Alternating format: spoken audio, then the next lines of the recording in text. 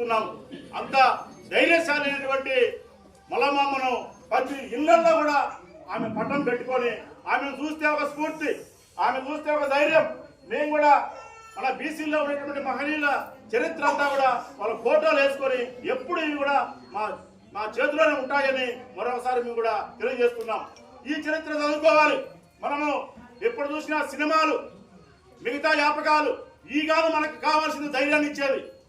ఇవన్నీ కూడా doctor BR Ambedkar గారు, మహాత్మా జ్యోతిరావు పూలే, సావిత్రిబాయి పూలే, పెరియారామ స్వామి, నారాయణ గురు ఇటువంటి మహనీయుల చరిత్రను చదివినప్పుడు ఒక మంచి సమాజం ఏర్పడుతుంది.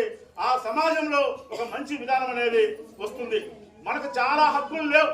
ఇప్పటికి కూడా ఈ దేశంలో అప్పుల వాను ఏ కుటుంబానికైనా ఒక 10 లక్షల బ్యాంకు బ్యాలెన్స్ ఉండేటువంటి కుటుంబాలు ఉన్నవా అని అడుగుతున్నాం. ఎందుకంటే మనము ఆ చరిత్రకి తర్వాత వెళ్దాము.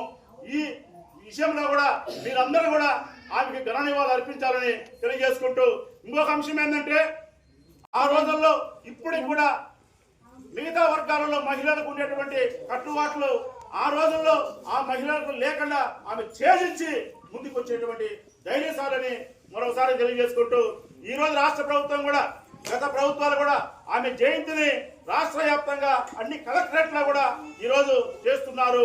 ఆ విధంగా ఆమె యొక్క స్ఫూర్తితో మన బిడ్డలను, చదువు అనేది చాలా ఇంపార్టెంట్.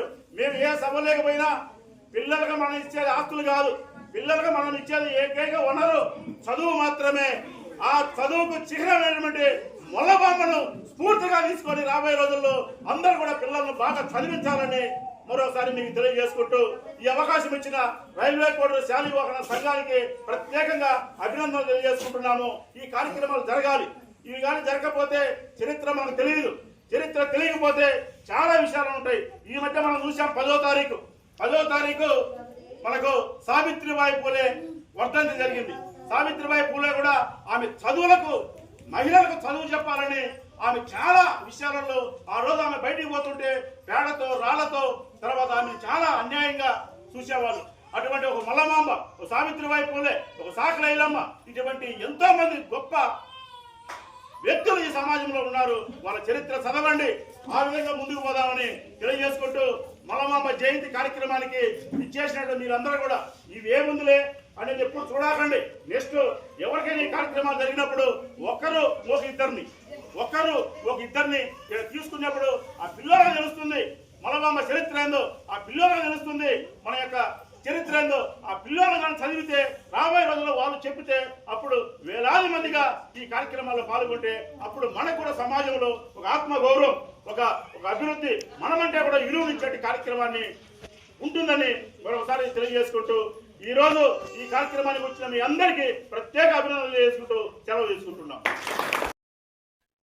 ఈరోజు తిరుపతి జిల్లా రైల్వే కోడూరు నియోజకవర్గం రైల్వే కోడూరు పట్టణంలో రెడ్ శాండిల్ పార్కు నందు ఉమ్మడి యువసేన ఆధ్వర్యంలో కవిత్రి మల్లమాంబ జయంతి సుమారు 500 మందితోటి ఘనంగా నిర్వహించడం జరిగింది.